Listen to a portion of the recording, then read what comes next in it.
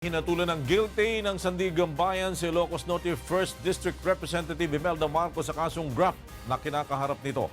Ipinag-utos na rin ng korte ang pag-i-issue ng warrant of arrest laban kay dating First Lady. Mula sa Sandiganbayan, may report si Grace Casin live.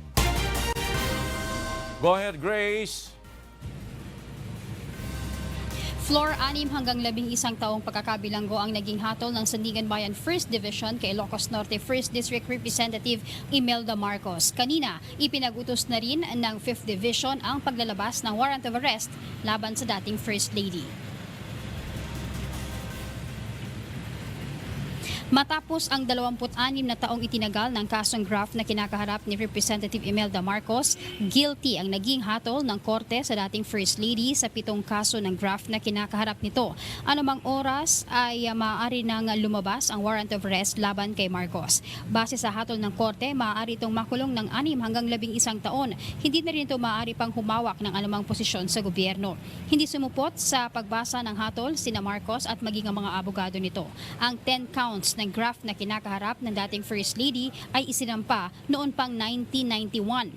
Inaakusahan si Imelda Marcos na ginamit umano nito ang kanyang posisyon habang siya noon ang First Lady at bilang noon ay Minister of Human Settlement, member of Interim Batasang Pambansa at Metro Manila Governor noong 1968 hanggang 1986 para sa financial interest ng mga private foundation na kanyang binuo sa Switzerland.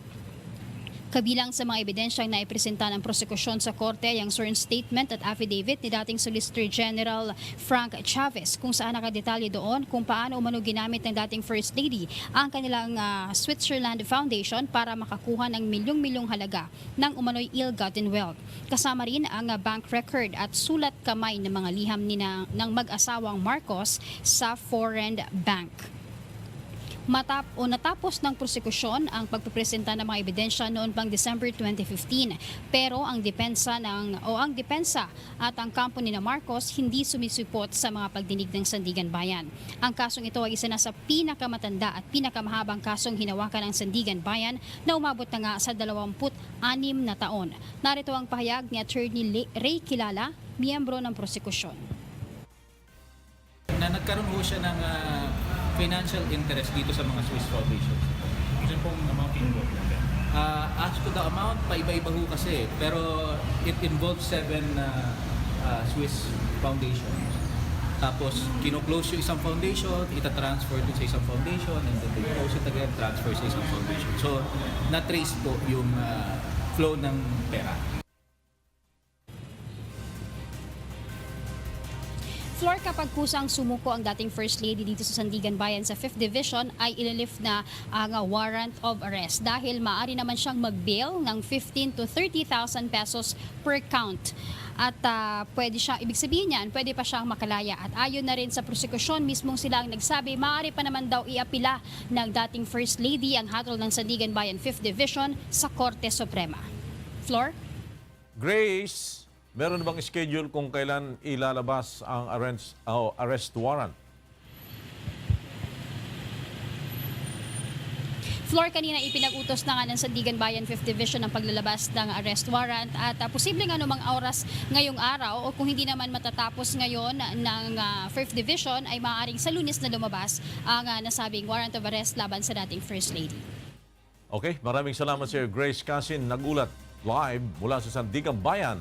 Inaasahang madadagdagan pa ang bilang ng mga tumatakbong tren ng MRT-3 kasunod ng nilagdaang loan agreement para sa gagawing rehabilitasyon sa naturang train system. Narito ang ulat ni Joan Nano. Matapos na mapirmahan ang 18 billion peso loan agreement para sa rehabilitasyon ng MRT-3, ayon sa Department of Transportation, asahan na ng mga pasahero ang sunod-sunod na pagbabago sa serbisyo ng naturang train system. Ayon kay Transportation Undersecretary for Railways Timothy John Batan, magsisimula ang gagawing rehabilitasyon sa January 2019. Aniya, unti-unting mararamdaman ng mga pasahero ang pagbuti ng serbisyo ng MRT-3 pagsapit ng Hulyo sa susunod na taon. Iba-iba yung mag-i-increase. Mag-i-increase yung speed, mag-i-increase yung number of trains, bababa yung headway.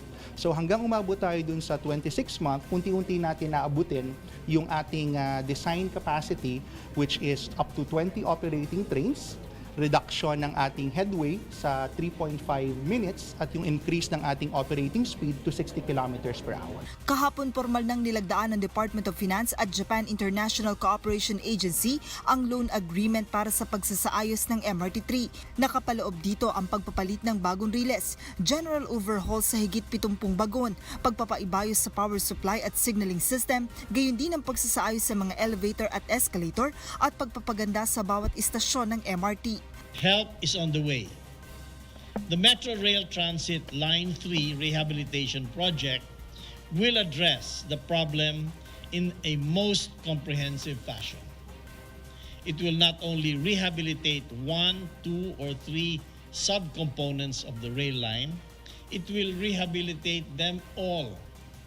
We are pleased that we can contribute to the MRT Line 3 to become again a safe and comfortable train by using Japanese advanced rehabilitation technologies. Sasagutin ng loan agreement ang 80% ng MRT rehabilitation project habang 20% naman ang gagastusan ng Pilipinas. Target ng pamahalaan na makumpleto ang rehabilitasyon ng MRT-3 sa unang quarter ng 2021. Joanano, UNTV News and Rescue, Manila. Kinumpirma ni Pangulong Rodrigo Duterte na inalok niya si Senador Gringo Honasan na maging kalihim ng Department of Information and Communication Technology o DICT.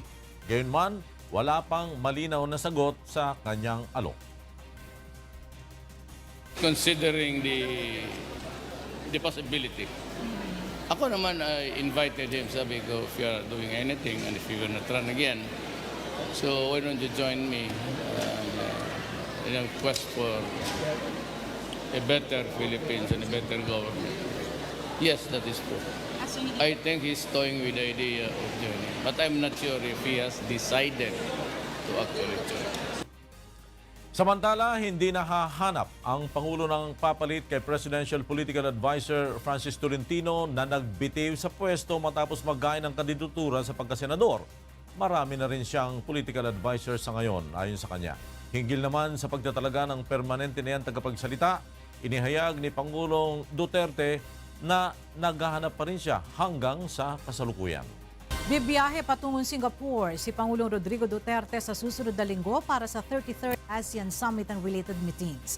Mula sa Malacanang, nasa linya ng ating komunikasyon si Rosalie Coz para sa detalye ng balita.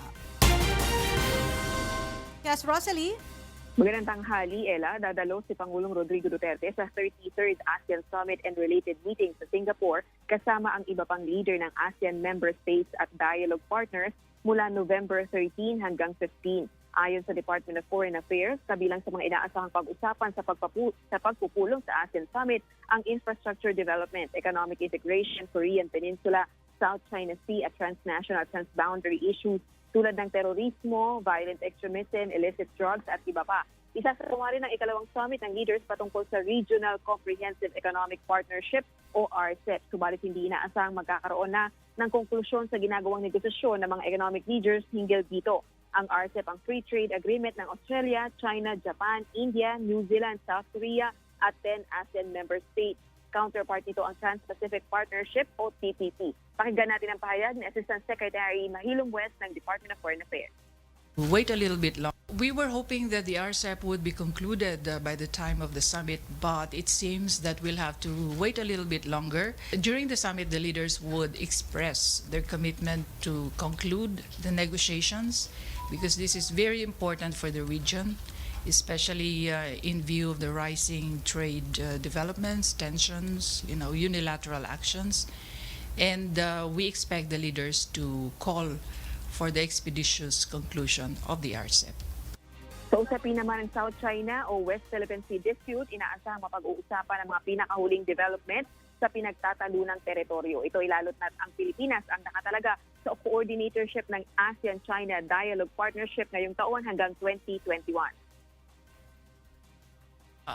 We are quite sure that the South China Sea, as I've mentioned before, would be one of those regional developments that would be taken up in the summit. As to the detail of the discussions, I cannot say, but for sure there's going to be discussion on the South China Sea. ang maglalabas ng outcome document sa mga leader pagkatapos ng mga summit. Samantala, hindi makakadalo si US President Donald Trump sa 33rd ASEAN Summit at si US Vice President Mike Pence ang kakatawan sa kanya. Batay sa ulat, babiyahe si Trump patungong Paris para sa 100th commemoration ng armistice na tumapos sa World War I. Samantalang inaasahan namang dumalo sina Russian President Vladimir Putin at Chinese Premier Li Keqiang. Ayon sa DFA, nasa 4 hanggang 5 leaders ang nagpaabot ng request na makapulong si Pangulong Duterte sa sidelines ng ASEAN Summit. Balik sa iyo, Ella.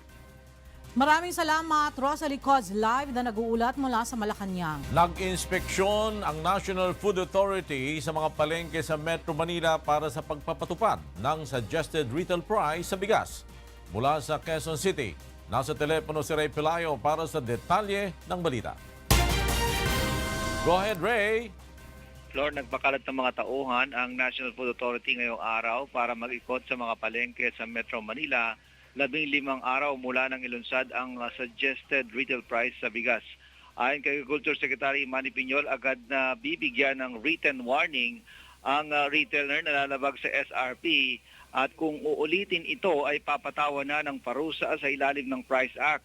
Ayon sa kalihim, maaaring makulong ng mula 4 na buwan hanggang 4 na taon o magmulta ng 2,000 hanggang 1 milyong piso ang retailer, depende sa nagawang paglabag. Isa sa pinuntahan kanina ay ang Trabaho Market sa Maynila kung saan kapansin-pansin na maayos at color-coded ang mga karatula.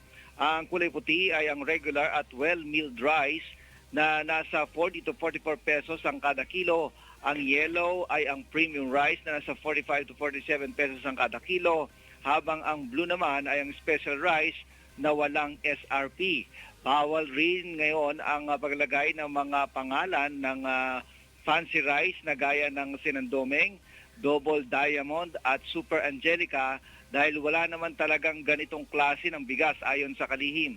Ayon naman sa mga retailer, nakakalito rin minsan sa mga mamimili ang walang pangalan, subalit kailangan nilang sumunod dahil natatakot din silang magmulta. Bumaba naman nila ng nasa 100 hanggang 150 pesos ang kada sako ng bigas dahil nagbaba na rin ang mga trader na kanilang kinukunan. The written warning, that's the first step. That's the first step. The second would be penalties na. Cancellation of license, penalties under the Price Act, at saka yung pati yung criminal liability. Ayon kay Piñol, nakikipag-ugnayan na rin sila sa Philippine National Police para masamahan ang mga tauhan nila na mag-iikot sa mga palengke. Flor? Maraming salamat sa iyo, Ray Pelayo, nagulat mula sa Quezon City. Nais ipatigil ng mga residente ng barangay Palingon, Taguig City ang operasyon ng isang concrete batching plant sa lugar. Bukod sa masamang epekto umano nito sa kanilang kalusugan, malaking istorbo rin umano ang planta ng semento. Narito ang report ni Aiko Miguel, exclusive.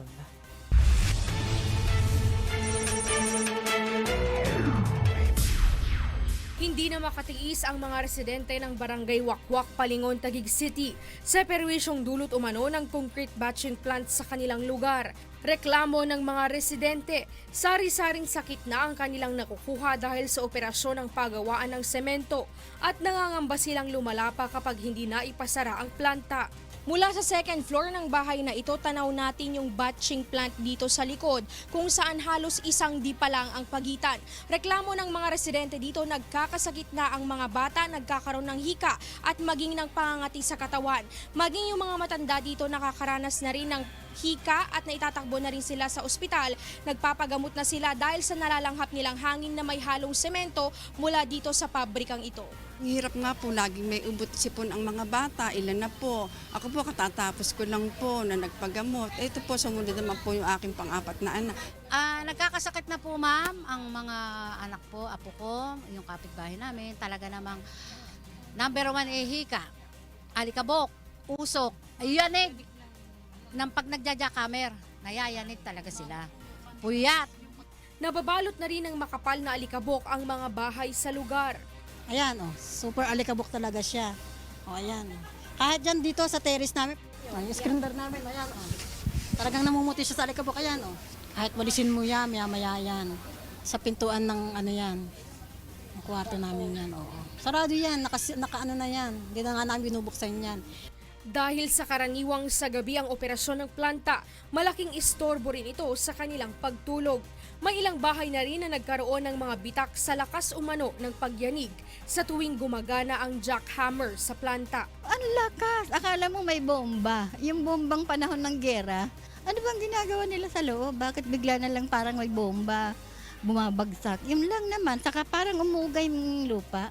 O yung halimbawa, nagja-jackhammer sila. Talagang ang bahay is yumuyugyog. Manaramdaman mo na kala mo lindol. Kaya immune na kami rito sa lindol eh. Hindi na namin inaano rin kung ano depression ng lindol. Sumulat na ang mga residente sa Department of Health National Capital Region upang iparating ang kanilang sitwasyon, ngunit wala silang natatanggap na tugon dito. Ayon naman sa kapitan ng barangay, nagkaroon na ng pagdinig sa City Health Office noong Martes kasama ang mga residente at kinatawa ng batching plant. Dahil kulang pa sa permit ang naturang planta, pinatitigil muna ang operasyon nito. Pero sumbong ng mga residente, itinuloy pa rin ng planta ang operasyon Martes ng gabi matapos ang hearing. And then, na-stop na yung operation. Kasi yun nga yung napagkasunduan during the hearing na walang operation mangyayari hanggat hindi lumalabas yung mga requirements na hinihingi sa kanila.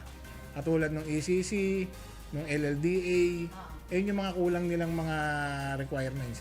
Pero paano ngayon sir, nag-operate nga sila? Tatawagan nung natin yung tapos i-relay natin sa Senro na gano'n na hindi sila tumupad dun sa napagkasunduan last hearing.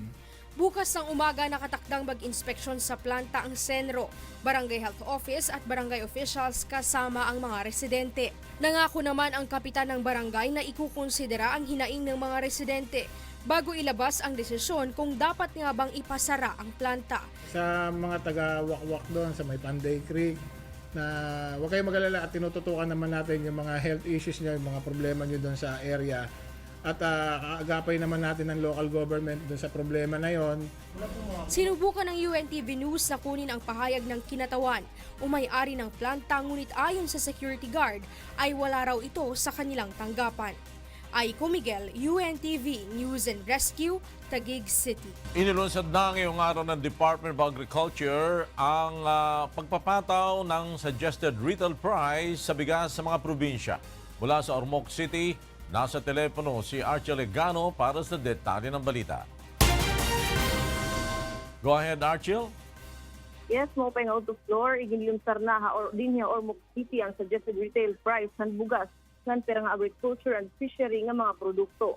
Matikang yan nga adlaw ang magiging presyo ang mga probinsya, ang mga rehiyon, ang local rice nga regular milled rice in 39 pesos per kilo, well-milled rice 44 pesos per kilo, premium rice 47 pesos per kilo, ngan unimported rice naman nga well-milled in 39 pesos per kilo, ngan premium rice in 43 pesos per kilo.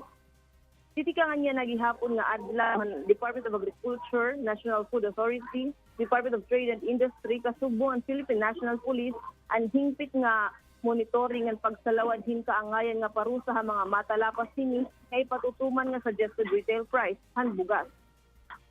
Ang mapamatud-an nga matalapas sini intatagan ng written warning ngan pwede maparusahan in 4 ka bulan hasta 4 ka tuig nga kapresuhan, multa nga 2,000 hasta 1 million pesos, ngan kanselasyon haira lisensya. Samtang gintambungan naman hin 32 nga exhibitors nga mga farmers tikang ha Region 8, Region 5, Region 11 and launching han Tienda Malasakit din niya Ormoc City. Asyalaan na itong aton update, tika nga diha Ormoc, balik-balik kayo mo floor. Maraming salamat sa iyo, Archie Legano. Nagulat muna sa Ormoc City.